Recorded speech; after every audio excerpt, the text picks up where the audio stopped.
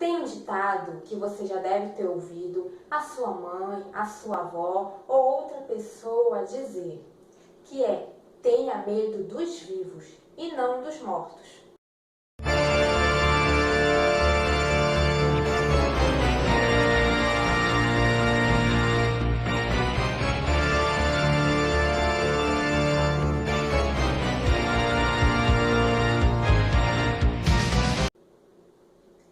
No vídeo de hoje eu vou trazer a resenha de um clássico da literatura francesa, O Fantasma da Ópera, que vocês vão acompanhar a foto dele aqui, porque esse livro eu li ele todo em PDF.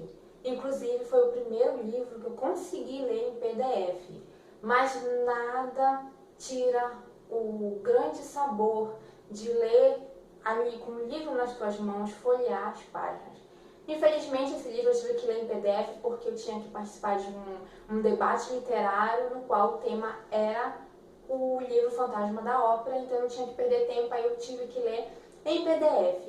Mas a leitura dele é uma leitura tão agradável, a história tão envolvente e tão curiosa e surpreendente que acho que isso facilitou com que eu conseguisse ler em PDF.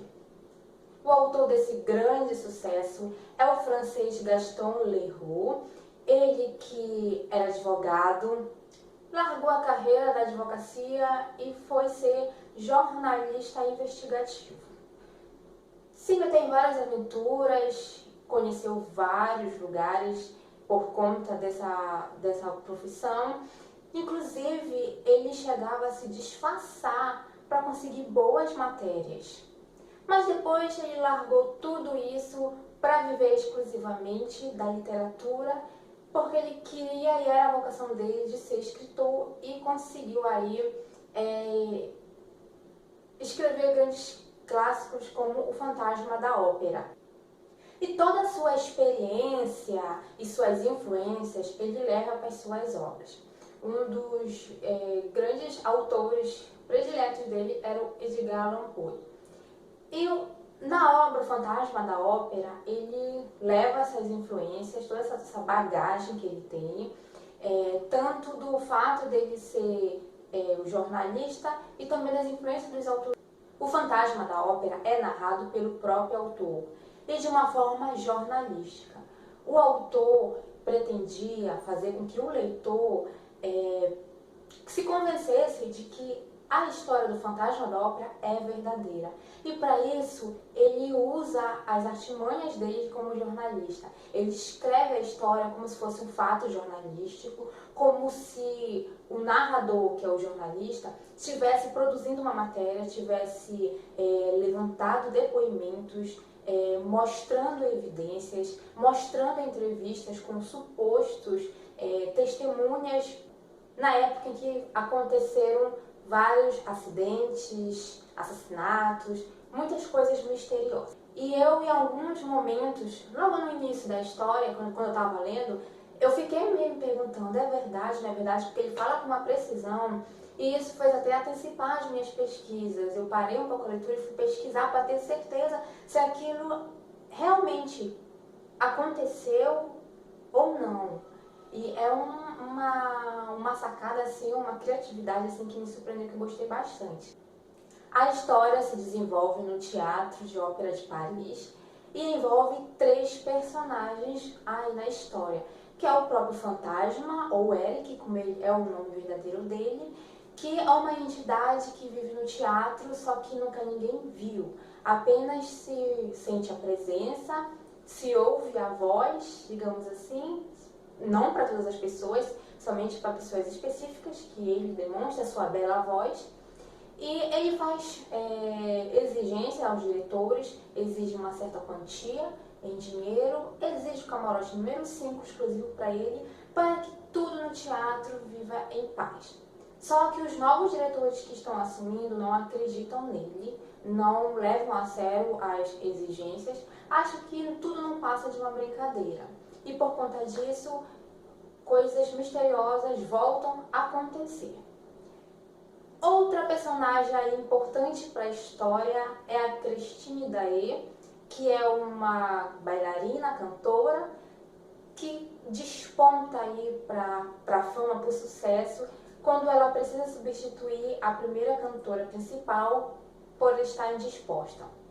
E ela se revela aí, levando todos que estão no espetáculo assistindo a um grande êxtase, porque ela é uma verdadeira diva, uma voz maravilhosa. E em meio a isso surge o terceiro personagem principal da história também, que é o Visconde Raoul, que é um amigo de infância de Christine, que por um tempo eles ficaram sem se ver, mas que eles se encontram ali naquele espetáculo, fazendo com que aquele rapaz se apaixonasse por ela. E o fantasma da ópera, ele é super apaixonado por Christine. Só que no primeiro momento ele não se revela, ela apenas ouve a voz dele, fazendo com que ela acredite que ele era o anjo da música. Na infância, o pai dela, que tocava, era um violinista, amador, mas muito talentoso, ele contava uma história para ela e para o Raul, quando eram crianças, que existia um anjo da música e que poucas pessoas eram visitadas, e que quando eram visitadas por esse anjo, atingiu a sua apoteose. E ele dizia a ela que quando ele morresse, ele iria enviar esse anjo da música até ela. E ela acredita que essa voz que ela escuta, essa voz que a guia e que lhe ensina muito sobre música, seja esse anjo da música enviado pelo seu pai.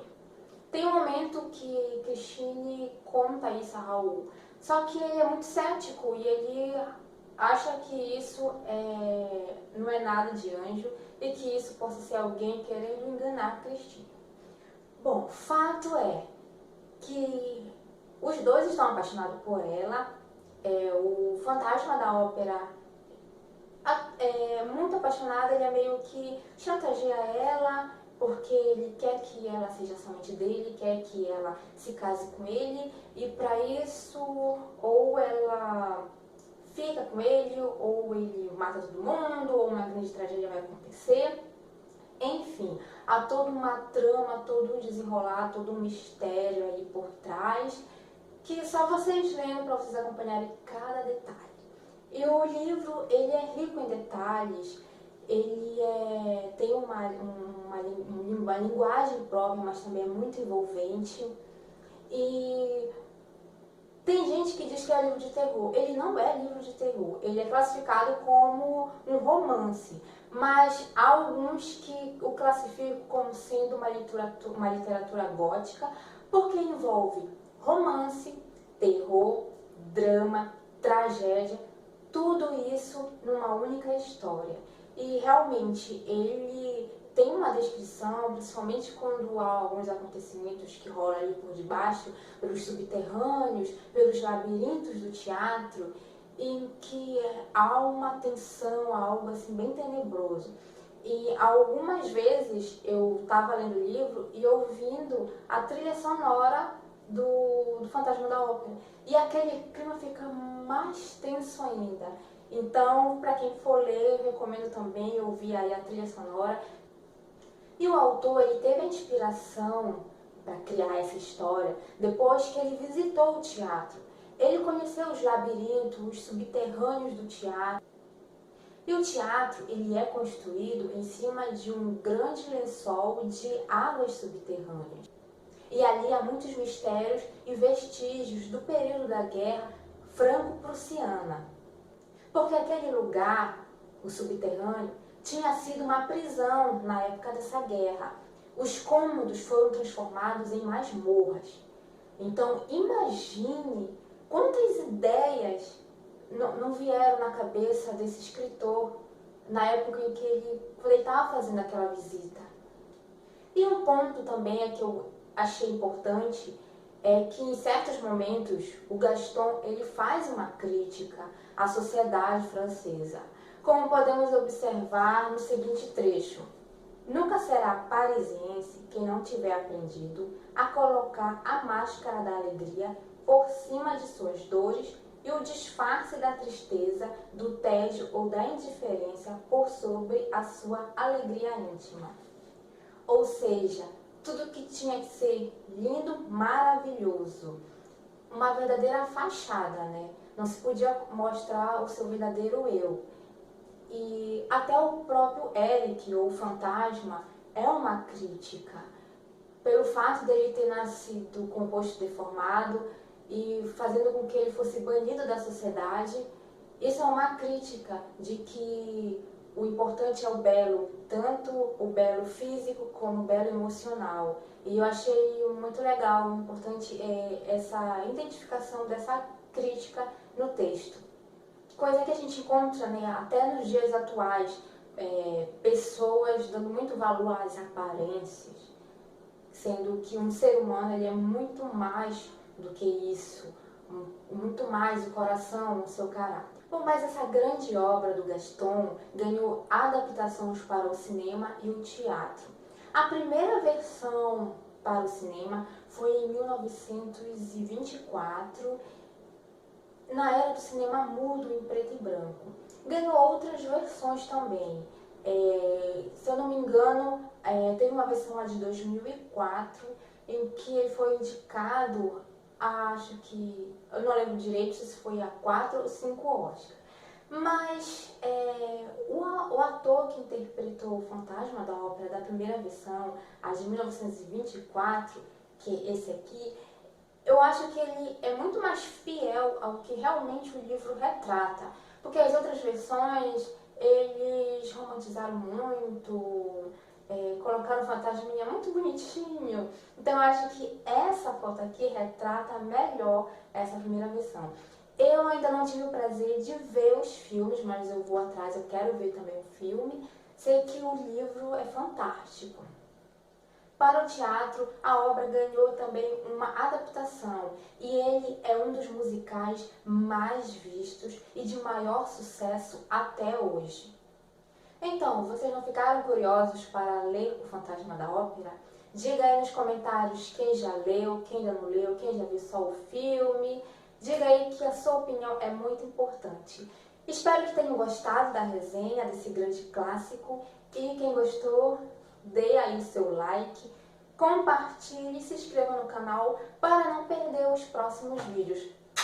Um grande beijo para vocês, fiquem com Deus e bye bye!